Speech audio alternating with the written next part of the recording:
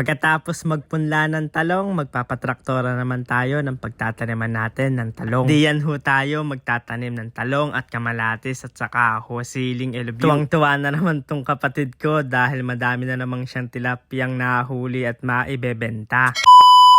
Hi mga katroops, magandang buhay! Dahil nakapagpunla na kami ng mga butuho ng talong, sili at iba pa ho, ayan, nagpatraktora na kami ng lupa na aming tatakpan. Doon ho sa talong, sanlata din higit para pag nagkulang at hindi nagtubuan, ay may pangpapalit tayo doon. Kaya ito na yung unang traktora natin para dyan sa lupang tatanam ng talong. Medyo may kalakasan yung hangin ngayon mga katroops, saka medyo kumukilimlim. Medyo umaambon-ambon pa nga dyan mga katroops. Sa akin naman hun tatabasan yung medyo hindi kita ng traktora ng mga puno para hindi ho siya madali. Dalawa kami ni Itay na nagtatanggal ng damo dyan sa may puno. Kaya yan, mag-i-start na ulit tayo ng taniman mga katroops. Kaya abang-abang lang kayo sa mga video natin. Akin din hong ipapakita sa inyo yung umpisa ng pagtatraktora at pagkatapos na. Ayan, medyo gumaganda na mga katroops at nalilinis na yung mga lupa at nawawala na yung mga kangkong, damo. Sa pagkakasarap pa naman ng kangkong na yan, no? May mga bulaklak pa mga katroops ay pwedeng-pwede ho yung gulayin. Sarap din niya ipakain sa mga halagang hayo. Madami na din ho sa amin nakakapag-start na magtanim mga katroops. Siguro ho ako ay mag-i-start na ho ako magtanim dyan sa puso mo ng pagmamahal. Ay biro lang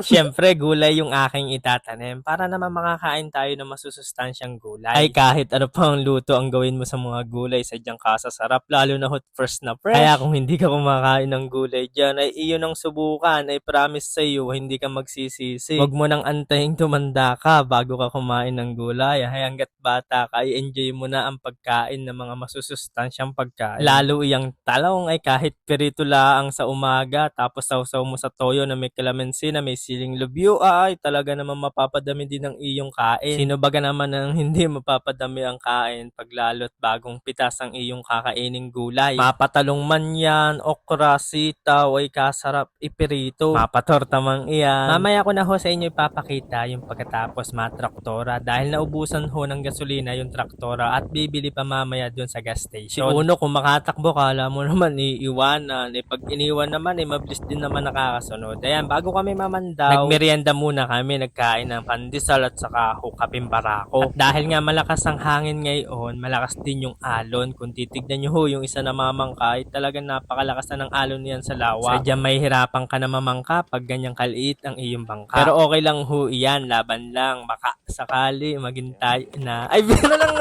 Pag ganyan ho, may kasama ako ay parang rest day na din ako dahil nakaupo lang ako dyan sa bangka at may taga-tikin tayo at may taga-pandaw din ng ating mga umang na screen. Ayan ho si John Mags ay rest day na naman. Kaya hindi ko nakakalimutan magkape pag nandiyan si John Mags dahil paupo-upo lang tayo pa kape-kape ay bumibili na nga ako ng maliit na tumbler para pag nagkakape tayo dyan sa lawa ay hindi ho mabilis lumamig. Para hanggang sa pag-uwi ay nagkakape tayo. Pero syempre, kape lang, walang tayo. Pero kung gugustuhin mo naman, bakit hindi? Ay, biro lang Pag ganyang kasama ko si John Max, lahat ho ng aming mahuhuli ay binibigay ko na sa kanya para naman may extra income siya at binebenta ho nila yan. Naghahanap siya ng labasan doon sa labas ng lawa kung saan pwedeng dumaan. Kaya medyo buenas ngayon si John Max dahil madami kaming huli ngayong araw mga katroops. Siya na hong bahala kung magkano niya ibebenta yan. Sa pagkakaganda naman ng angat ng isang screen na yan mga katroops. Napapangiti talaga si John Max dahil rest day na rest day ay kikita pa. Ay aking nga binibiro, sabi ko may pagdadalan pala ako niyan. Ay wag ka muna, bukas ka na. Ay hindi, siya daw ngayon.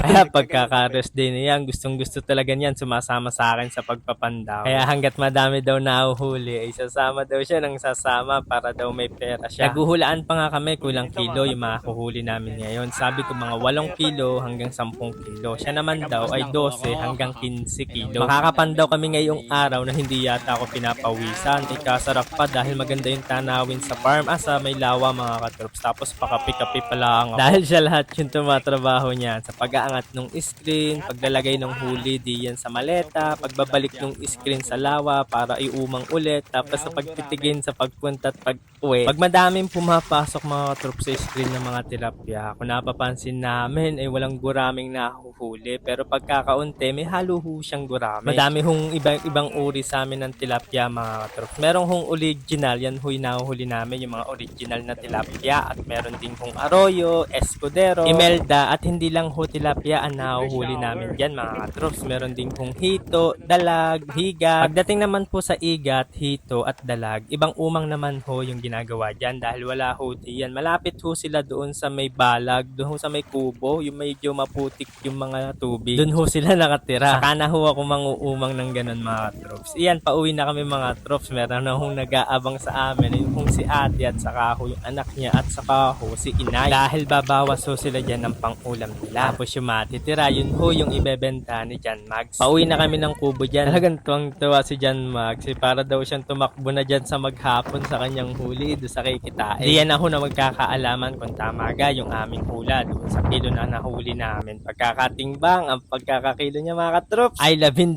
kilo. Ay tama si John Mags. Kala ko mga 8 hanggang 10 lang eh. Medyo mas dumami pa pala. Ay, namimili na si John Mags ang pampipirito ni ate. At yan, sabi naman ng ate ay bukas na daw siya. Kanya naman daw yung mahuhuli bukas. Sasama daw yung kanyang asawa sa akin para lahat daw ng mahuhuli namin ay kanya. At dyan nagkasundo. Kaya binalik na ni John Mags yung pinili niyang tilapia. Kaya bukas, ang kasama ko naman sa pagpapandaw yung aking bayaw. Kung matitignan nyo yung tilapia, sadya napaka-fresh at napakagaganda, napakakataba mga katrops. Ay masarap po yan tilapyang iyan na nahuhuli namin sa lawa. Bukod sa matataba na ay malinamnam pa kahit anong luto ang gawin mo dyan. Itignan mo naman tong batang ere ay hindi mawala ang kanyang ngiti. Habang dinideliver ni Jolo yung kanyang huli, ayan, nagpunta na ako dun sa tinatraktora namin at tapos na siya mga katrops. Nakapagpagas na at natapos na yung tinatraktora. Lalo na hong gumanda at makakapagtanim na tayo ng marami dyan. Pwedeng talong. Kaya talong yung akin tinanim. Siyempre, para naman matulungan ko yung sarili kong mahalin ka. Ay, bilang mo.